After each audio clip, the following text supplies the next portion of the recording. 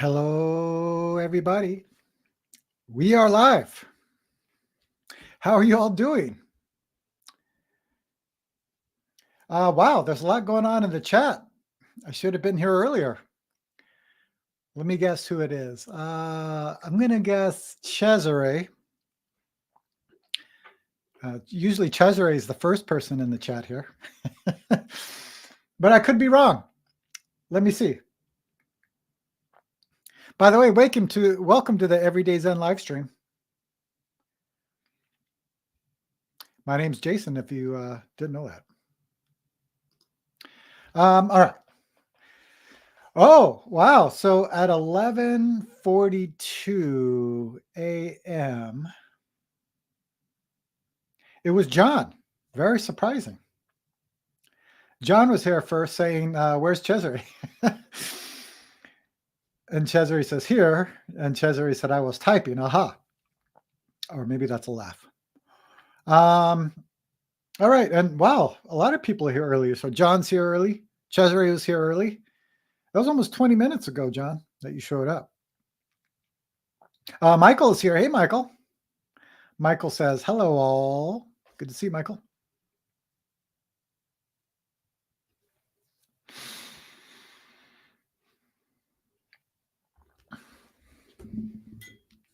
Let's just make sure this is working. Is this live?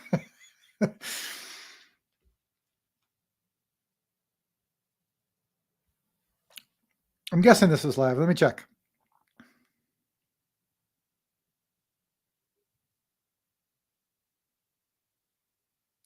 All right, good. Oh, I can see myself looking at the chat. Okay, good. All right, so let's get through the comments here. By the way, if you haven't already, let us know in the chat where you are living.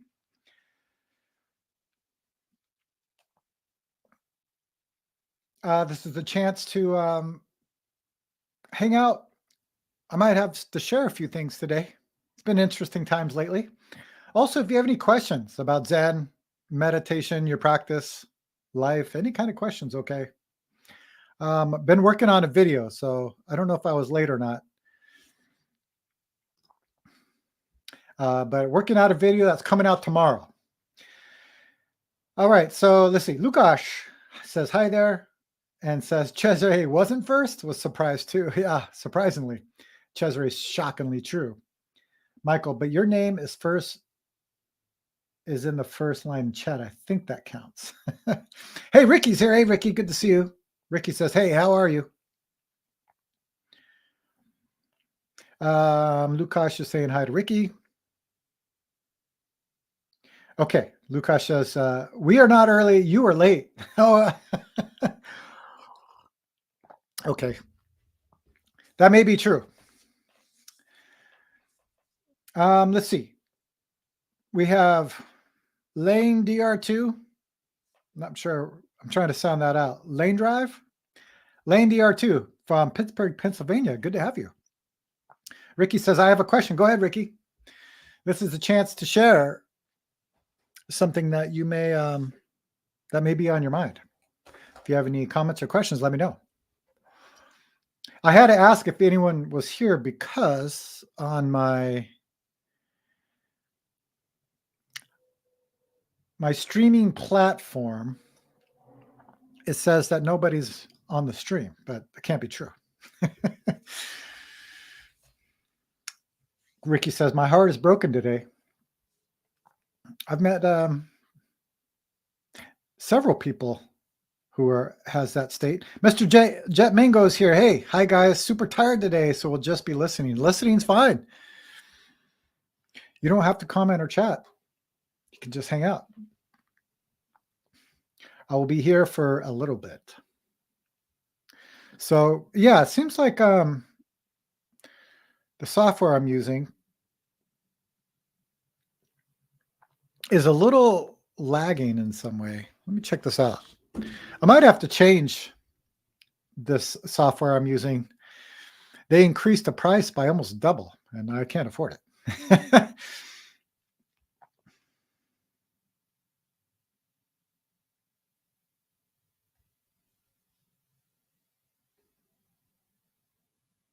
All right, so there are people happening here. Okay, good.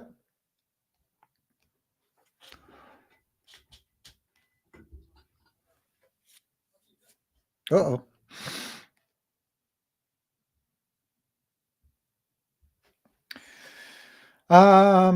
Let's see, Ricky, there are such dark times. This is very difficult for many people. My heart bleeds for many people.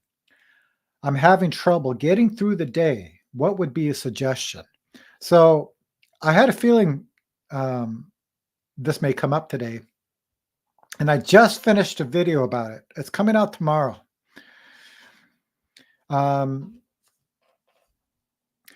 Tomorrow's video is actually about chanting meditation, but it's kind of pointing to the bigger picture behind practicing. So to kind of cover maybe the bone of what the video is about tomorrow, I want to share a story with you actually. And this is not on the video.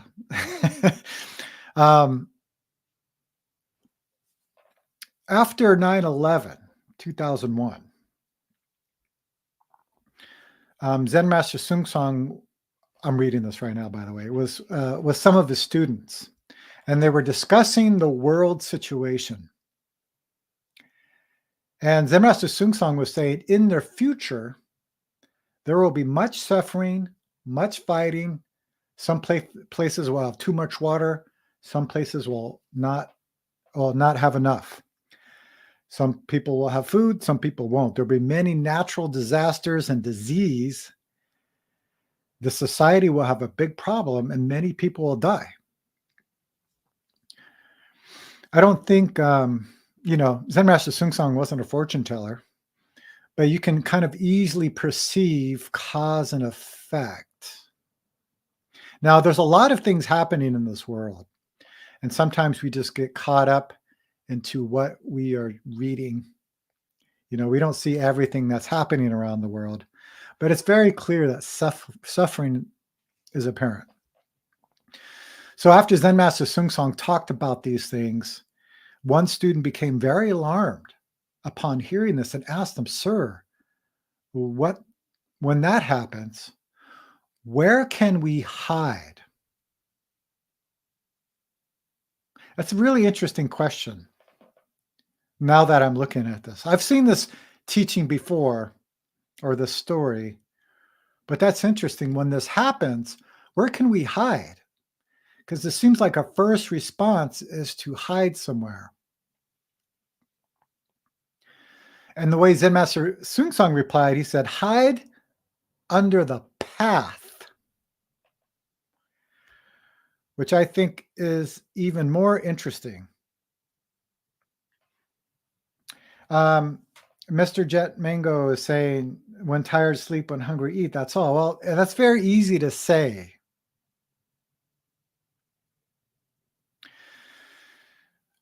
So there's 2 points I really want to point out. We'll talk about what Zen Master Sung Song meant about hiding under the path. But the first thing we have to recognize is that we all are in this human experience. We all have this human conditioning.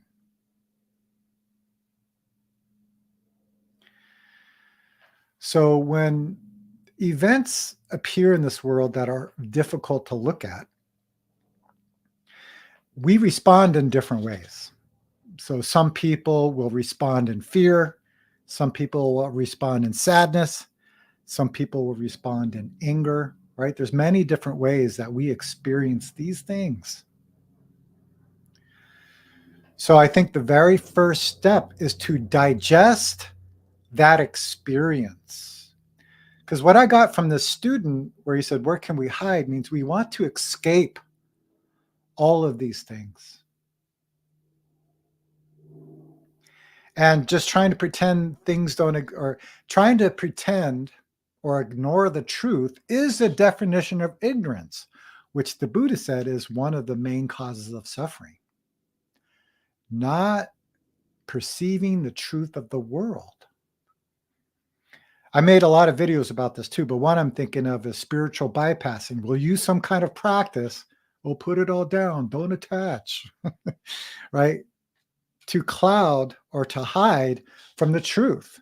But that's not what Zen Master Sung Song was saying when he said hide under the path. So you might hear this teaching in Buddhism about taking refuge in the Buddha, the Dharma, and the Sangha. It's a really important teaching. So, we can think of Buddha as this person who lived over almost 2,600 years ago now. But the word Buddha is to awake, awakened. So it's actually waking up to our Buddha nature. So that means waking up to the truth of this moment because we are not separate from this moment.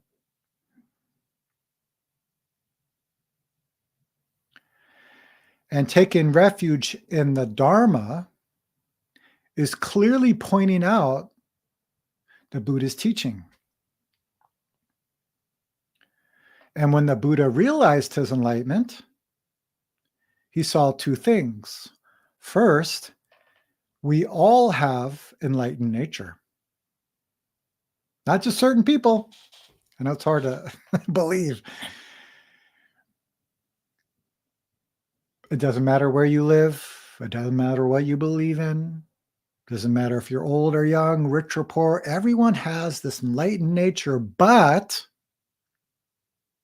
because of ignorance, that's ignoring the truth of cause and effect, the truth of this world, even the truth of ourselves.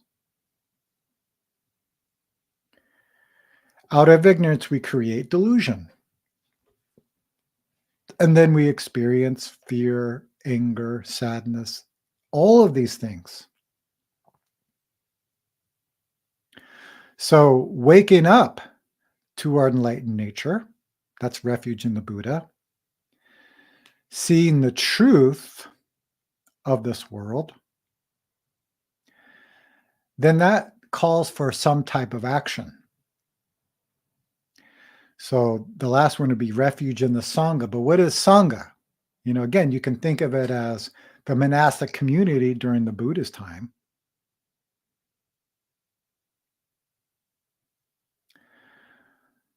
But Sangha, the way we talk about it is everybody here in this live stream. So people who are practicing. What is practicing? Seeing through our delusion so we can see the truth of this moment and respond with love and compassion. So that's interesting. Hiding under the path almost seems like we're trying to escape something. But what that means is we become the path. We are the path. We are Buddha, Dharma, Sangha. We are suffering. So the first step is to digest the experience. Many people, again, are responding in different ways. And depending on our karma, who knows how long that takes? This is one reason why we go off and do retreats. We're not going off to do a retreat to escape the world.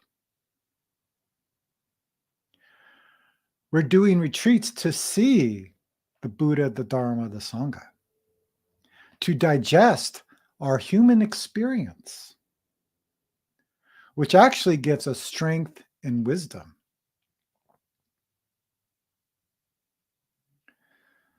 So we have many different tools of practicing to help us digest these things.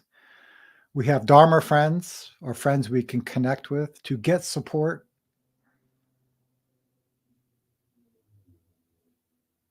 And the teachings are already here. We don't have to look anywhere else for them.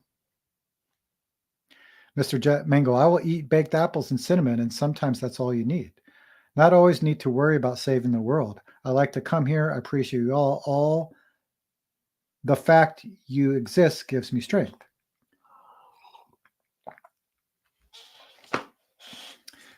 Yeah, this idea about how I was going to say helping the world, saving the world even sounds more grand, but helping this world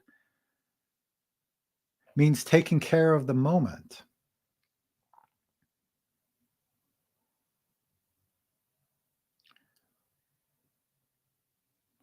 How many people are actually doing that? We're taking care of ourselves, or maybe just my family. Everyone else, no problem. And I would assume, I don't know who's in the chat here. By the way, if you are in the stream, welcome to the Everyday Zen Livestream. If you haven't already, let us know in the chat where you are living. But I would guess that many of us are in pretty good situations. You know, we don't know what it's like, or we may not know, or may not have any experience of not having enough food, or even having shelter for ourselves.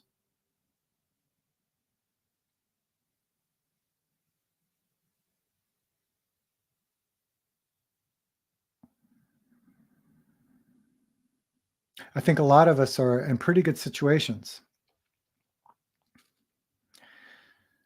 Sometimes when we're in a desperate situation, we do things that are not clear and may not be so helpful. So Ricky's saying, what about the very threat of physical harm to my partner and other communities? I worry so deeply for the future of pain that many of us will suffer real physical pain. So what can you do? So I'm not saying that you shouldn't be worried. But the first thing is finding your inner strength and wisdom that's already here. One thing that everybody fears in this world is life and death. So Zen means piercing through life and death. We have this very interesting koan that may help. And some of you may have heard this. Some of you may be working on this. It's called Nam Chang Kills the Cat. So there was this monastery, and there was 500 monks on the Eastern Hall, 500 monks on the Western Hall, arguing over a cat. One side was saying, this is our cat. The other side saying, no, this is our cat. And they weren't just, the words weren't just arguing. They were actually holding this cat and pulling on it. This is ours. No, it's ours. So when Namchan was in his room, he heard the commotion and thought, aren't they supposed to be sitting? So he went in and he looked, and all he could see was greed and anger.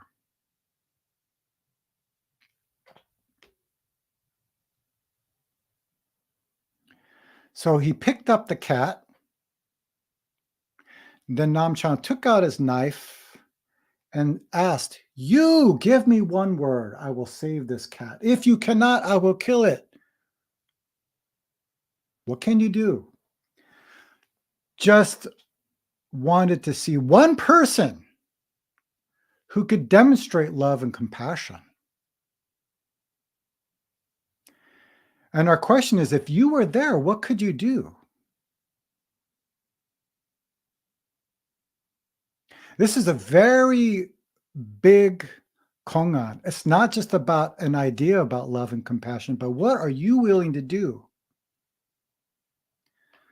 to help this situation? Not only the cat, but Namchang and all of the other, 999 monastics that are in the temple.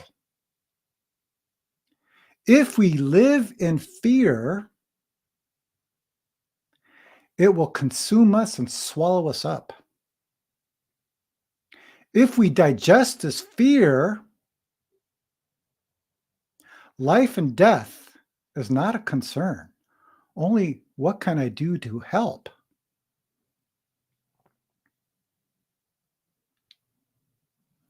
So, if you don't have that strength to save this cat or to help this world. Then we take some time to investigate this, to digest our experience. And if you're perceiving physical threat right now, get some help.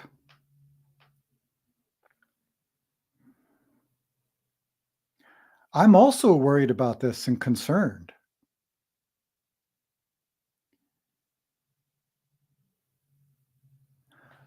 But if the worry and concern consumes me, I can't do anything. And from my experience, when I'm consumed in fear or frustration, anger, sadness, then of course, I don't know what to do.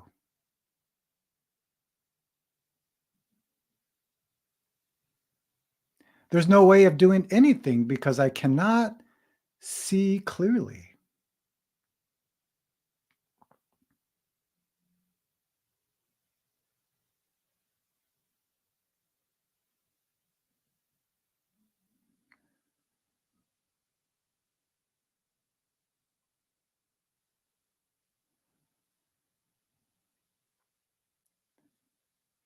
Very easy to talk about all of these things, but very challenging to do. This is why we have Sangha. We have practice and community. Reach out.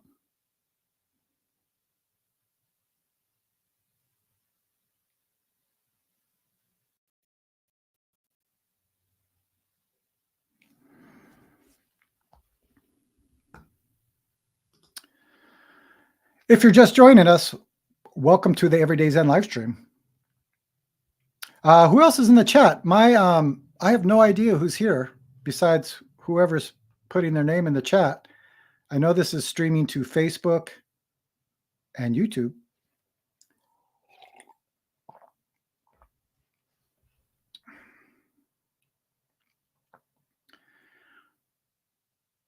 Because my counter says there's 0 people here. So obviously there's a defect. Lane DR2, how do we deal with friends? 8? Can you clarify that? I think I'm assuming where you're going with this, but I just want to be clear. How do we deal with friends?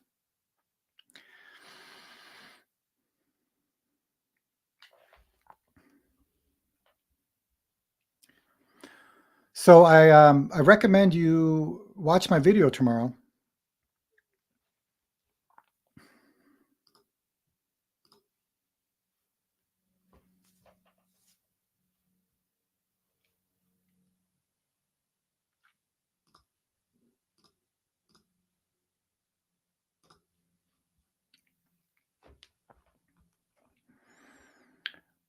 Let me just rearrange some things here.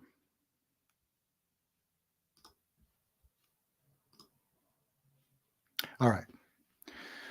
So Lane DR2. Oh, good. Ricky, you're still here. Well, I'm glad. Is everything going okay on my end? On my software here, there's look like there's a few technical bugs happening. Okay, yes. Okay, good. All right, good. So yes, friends and family that are lost in hate. This is really hard. I mean, it's easier to kind of maybe shun off people who you don't know, but there are friends and family that are lost in hate. And that's a good question. And I have to say, from my experience, not to get very specific, I also have family and friends that are lost in hate. And it kind of goes back what I was talking about to Ricky here. You know, I think a lot of the times we just don't have the capacity to deal with all of the things that are appearing in this world. This is the reason why we do some kind of practice. It's not to pretend that things are not happening, it's having the capacity to be with these things that are appearing. Doesn't mean it's easy, doesn't mean we get thrown off the path,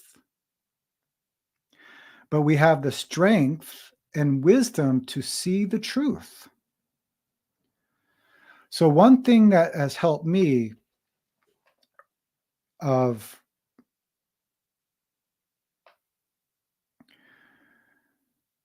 trying to connect with friends and family that are lost in hate is to look at my own suffering clearly. I think sometimes we pretend that we don't have judgments, anger, ignorance, greed. Now, we may not express it in the way some people do that cause, as Ricky said, physical harm.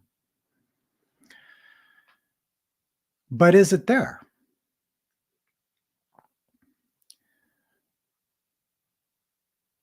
You know, in the video I talked about, it's like there's so much talk about world peace, but how many people are at peace with themselves?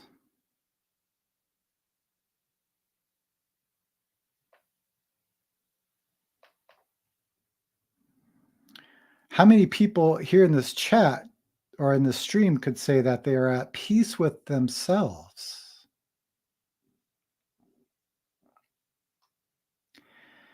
And what I mean by that, again, it's not like pretending everything is great or I'm this great person, is to see the truth of our own karma,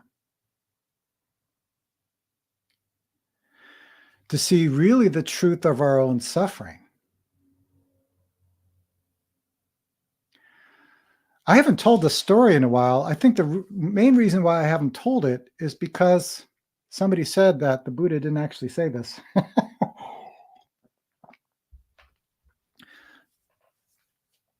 But I get that a lot, actually.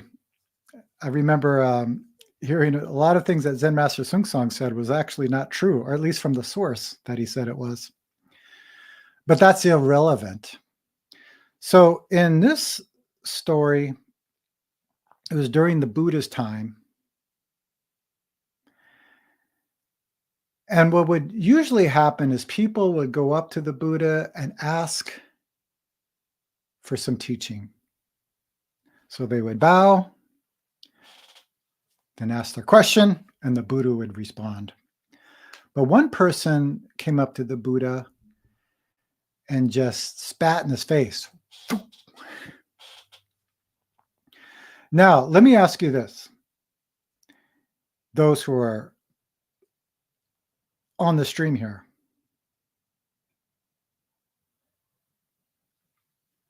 how would you respond if somebody did that to you?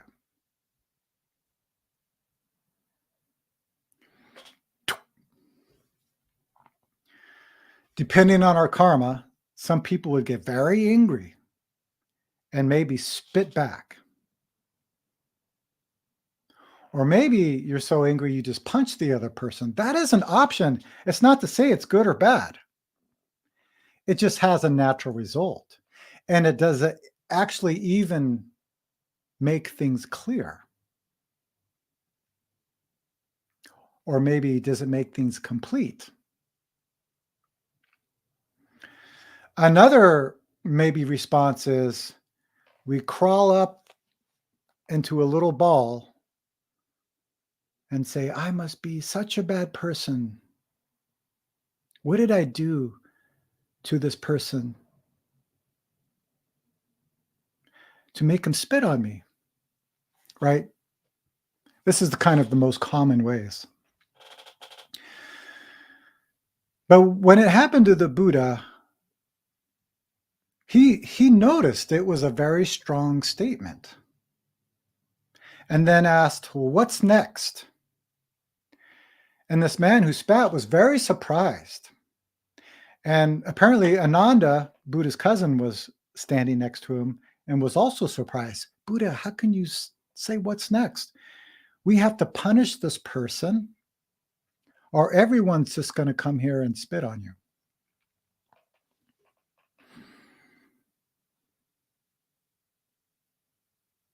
The Buddha said, he didn't spit on me. Right now, everyone's shocked. What are you talking about? And the Buddha said, this man came here with some idea about me. Maybe I'm a corrupter of religion or steering people off the path. Maybe he just doesn't like me. But he came here with some idea about me, so he didn't spit on me. He spat on his own mind. This is I'm not saying we can respond in this way. Not too many people can. But it just shows you there's another way to approach this world. We may already know how to ignore the world, or to run away from the world, or to hide from the world. Some people can. And I'm not saying that's a wrong path. I think it was the Dalai Lama says, if you're not able to help people, just don't hurt them. But what's interesting about the story is the Buddha saw suffering.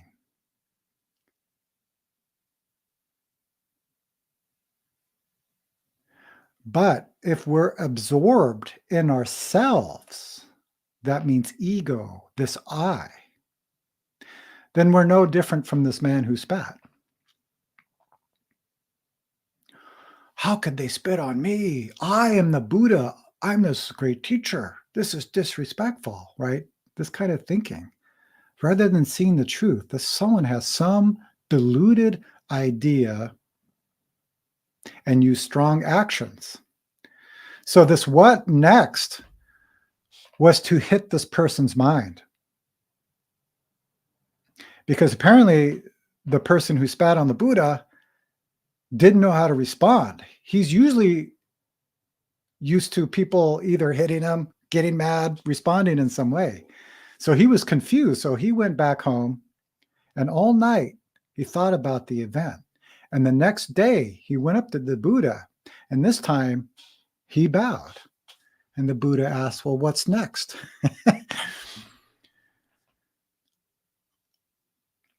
I had something very similar, at least in words, because I've never been, I would say, physically attacked. Now, I've been verbally attacked. This is a very long story, but I'm just going to talk about an experience I had when I was living as a monk in Berkeley, when I went to the grocery store. Some of you may know this story. So as a monk, I had shaved head, gray clothes, right? Kind of stood out. And when I walked into the grocery store, I can see this person sweeping the floor, staring at me, give me a very strong stare. It's like, oh shit, maybe I'll try to avoid it. But he kept following me around. And then he went up to me and yelled at me, do you believe in Jesus Christ? Very angry. And I perceived this anger and realized this has nothing to do with me.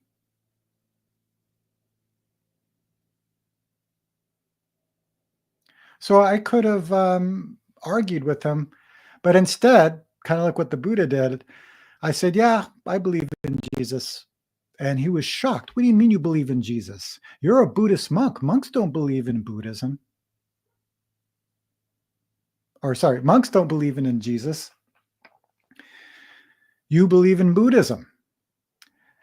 And then I said, I don't practice Buddhism. So he's even more confused. So what do you practice? So I'm trying to talk about our human condition, anger, greed, ignorance. But nothing's getting through. I try talking about clear mind, seeing the truth, helping this world. So then I asked this person, let me ask you this. If somebody's hungry, what do you do? He said, feed them. And I said, is that Christianity or Buddhism? And then I can tell something resonated, something opened up in his mind. And then the conversation completely turned. It went from yelling with anger to, do you ever get angry? And then he started talking about all of the things he's struggling with and some problem he was having with his mother and all of these things. So when people act in anger or hatred, let's just say hatred, hatred is just an attachment to anger or holding or fueling anger because they don't know what else to do. I'm not saying this is right and I'm not justifying it, but it helps to get a perspective on human suffering. And the way to do that is we got to perceive our own suffering. There's no way out of this one.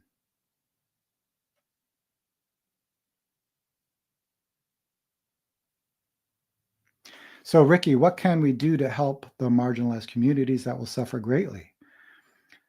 The LGBTQ community, immigrants, and so on, besides just working on ourselves. I just feel so lost and confused. So you're looking, it seems like you're saying two different things besides just working on yourself. Working on yourself is working for the communities. Like I said before, if you don't have the capacity to do something, then you're not going to do something that's going to be so helpful.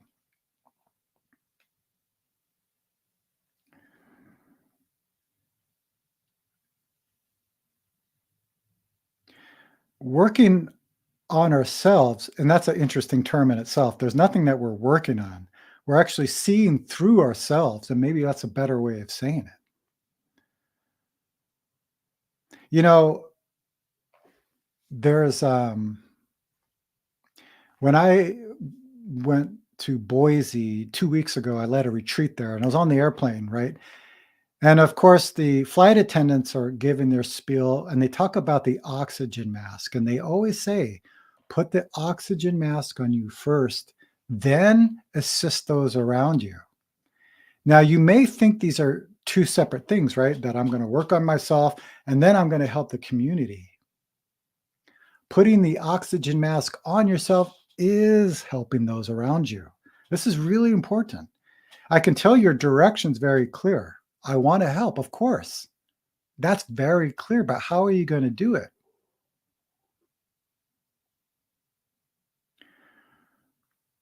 And also, I think it's like finding our place of how to help.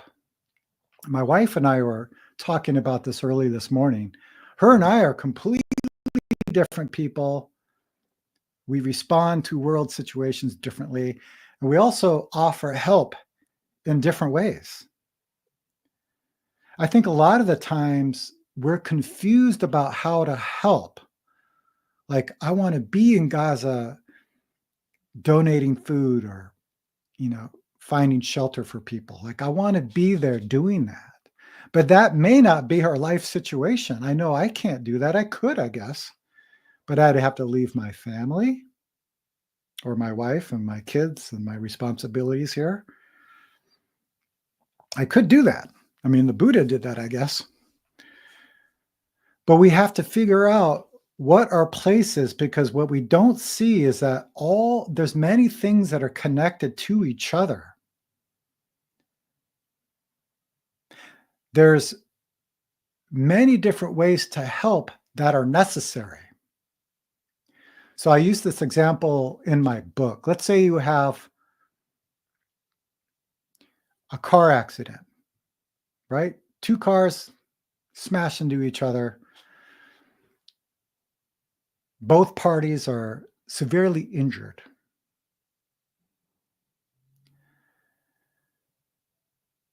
So what is your job at that moment? So when we talk about your karma, this has to do with your conditioning, your habitual thinking, the situation that you are in right now, right? It's all of these different things. So what is your job at that scene? So maybe directly at that scene are the EMTs pulling the people out of the car. So they're directly saving these people. I think a lot of the times we want to be that person. But it also takes somebody to maybe push the crowd back so the EMTs can do their job.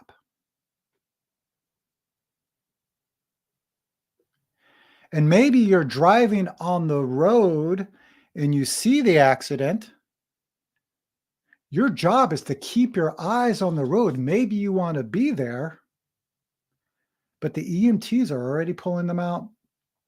There's people keeping the crowd back. Keep your eyes on the road. I've seen this happen in person where people are like, what is going on? Bam! They hit another car and there's another accident with more injuries.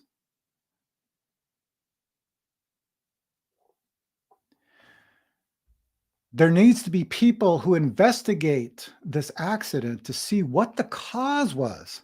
How did this happen? So we can prevent it.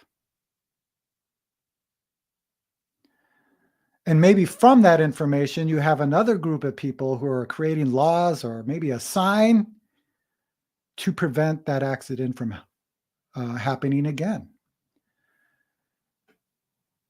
Do you see what I'm saying here? So you say, I just want to help. Yeah, we all want to help, but what's your place? And the only reason or the only way to see what our place is to understand ourselves, understand our own suffering, digesting our own experience so we can see the truth of the moment. Then we'll know what our place is without even thinking about it.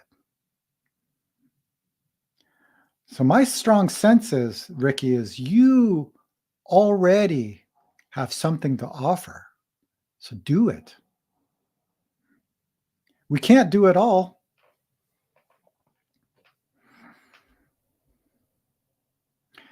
Just thinking about my wife this morning, she would probably be either the person pulling the people out of the cars or creating some kind of policy or something, some kind of sign, right, to prevent the accident.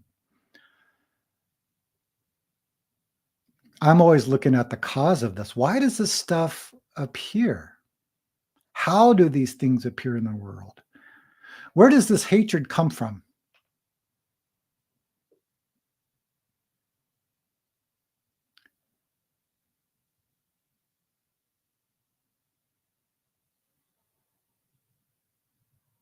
Okay?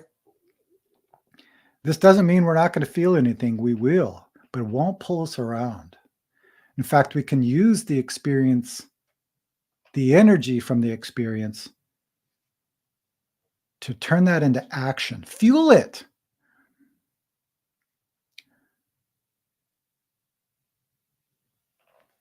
I may have something I can do. It's just too cloudy right now. Maybe it will be revealed later through the cause and conditions. I mean, I think you already are doing something now. Just your strong intention. And I can tell you care. So you're a human being. It's already there. And take action. You know, I just told my wife today, if there's somebody truly in harm, then let's have them stay at our house. I'm just thinking of someone in particular. I think sometimes we think about on all the ways maybe we can help, but it gets in the way of actually helping. So really be honest about your situation, be honest about your present condition, and take care of that, because that's going to take care of this world. Okay?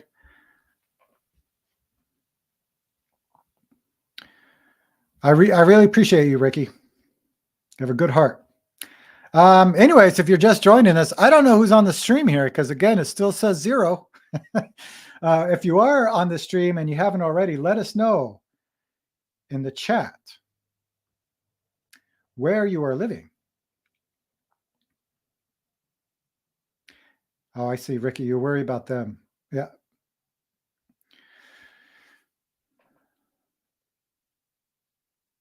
Does drag. Yeah, I totally understand this. Yeah, it's natural to be worried about the ones you love. I mean, I definitely worry about my kids who have to, like, later, like when I'm gone, I'm gone.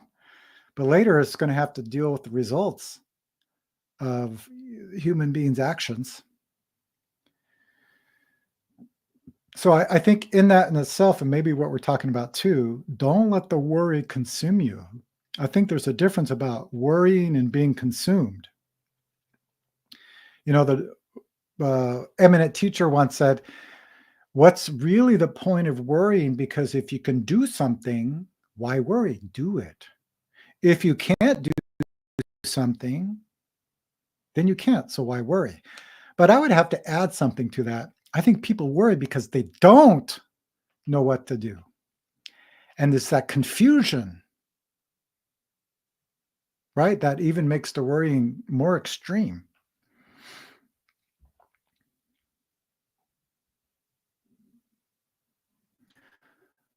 So that's why we really have to be grounded with all of the things that we're feeling, use the energy from that and turn that into action.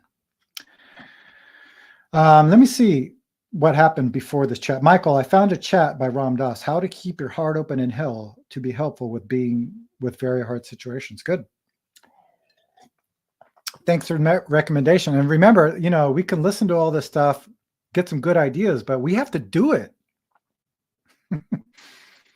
There's not going to be a wonderful teaching or quote that's going to make us do anything or make us even digest these things. That's something that we do ourselves. So everybody here can do it. Cesare, then what is peace? You asked the question, what is peace? I just answered. Any other questions? Hey, the Lady Highway Woman's here. Hello, Jason. Good to see you. It feels like it's been a while. Again, I don't know who's in the stream. My software is saying 0. So I know I'm not talking to myself. And if I am talking to myself, that wouldn't be very unusual. It looks like my internet's acting up right now. So everything's going good. Anyways, if you're just joining us, welcome to the Everyday Zen live stream. I have only a few more minutes here. I really appreciate your question, Ricky, and also other people's questions. Thank you. And thank you for being here. You know, this morning at practice, I think John was there. Who else was at Thursday morning practice for the online Sangha? Cesare, well, got to go for tonight. Take care, everyone. I'm sure you have to sleep. It's pretty late for you, isn't it?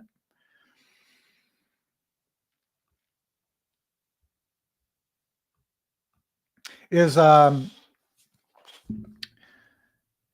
this morning we were talking about the bird in the forest fire. Do people know about this?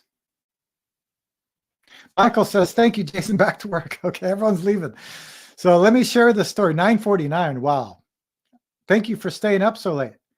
Ricky, thank you for helping me. The grief is still here, but you are a star in a dark night. Thank you. Yeah, I appreciate you for being honest and not bullshitting yourself. So turn this energy into something you can do. So it's like this. So we were after the morning practice, we're talking about the bird, you know, who's perceiving this forest fire. This is what I feel like how we are in this world, or at least the way I feel how I am in this world. So there's this forest fire, and all the forest is getting burned, and animals are getting burned from this fire. Many of them have just left. But many are trapped in this forest, and they're suffering, and they can't get out. So this bird flies to this little pond, picks up a beak of water, goes to the forest fire, and drops the beak of water on the fire. Goes back to the little pond, picks up a beak of water, and goes to the fire. And it keeps doing this until it dies. And really, that's what we're talking about here. Are you willing to die for that? I know it's easy to say this, but it's an interesting direction when we talk about bodhisattva or saving this world or helping this world. But John just said, hey, Ricky, keep in mind that you're not isolated or alone. That's right. So that means you have Sangha. So again, Sangha just means a group of people who are investigating life closely, investigating themselves, and want to do something. So Ricky, I'm actually ready to die if it means saving others. So John says, remember that you're not alone. So you're not the only bird picking up a beak of water here.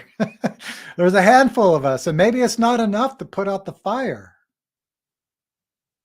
But it's our human direction. And human direction is not just some religious idea or some spiritual idea. It's already here. If we take our spiritual idea away, take the I, my, me mind away, throw it all of it away, then the human direction is clear.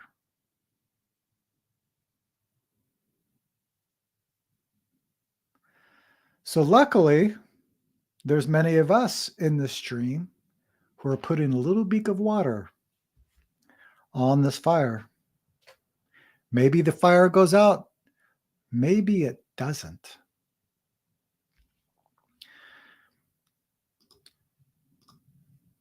I'm going to end with the teaching from Zen Master, Daquan Zen Master from Hong Kong. Hey, Philip is here. Hey, Philip. Long time no hear. Says, hello, Jason. Hello, everyone. Philip here. Glad to see you because you just came at the very end. So Daquan Zen Master in Hong Kong, she's a Zen Master. They were talking about, it was a teacher meeting. I wasn't there for this. I just saw this in the minutes. And they were kind of talking about all kinds of different things. The world, the wars, the environment. And she said, with practicing, we have to prepare, even if a crisis ends the world. That's no problem. Crisis will come sooner or later. That's a very interesting point. You know, I was listening to some scientists talk about this universe and how after the Big Bang, the universe came into order. But now we're at the point where the universe is going into chaos, and that this chaos is actually affecting people. So that's interesting, right? This crisis will come sooner or later. If we die with Dharma and harmony. That's really interesting teaching. And again, it sounds very easy to do. But this is where practice can really come into play to really help us digest this and express it. The lady highway woman. Okay, I'm here. Sorry I missed all of this. It was working. Okay, you can watch the recording of this. I recommend that you take a look at this. Also, take a look at my video coming out tomorrow, my Jason Quinn Zen YouTube channel. It covers a little bit of this. And I talk about chanting meditation, which I usually don't talk about so much. So anyways, thank you everyone for your sincerity, your honesty, your intention.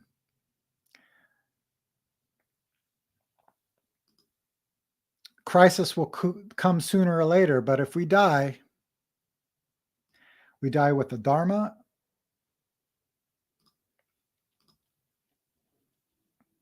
And we die in harmony.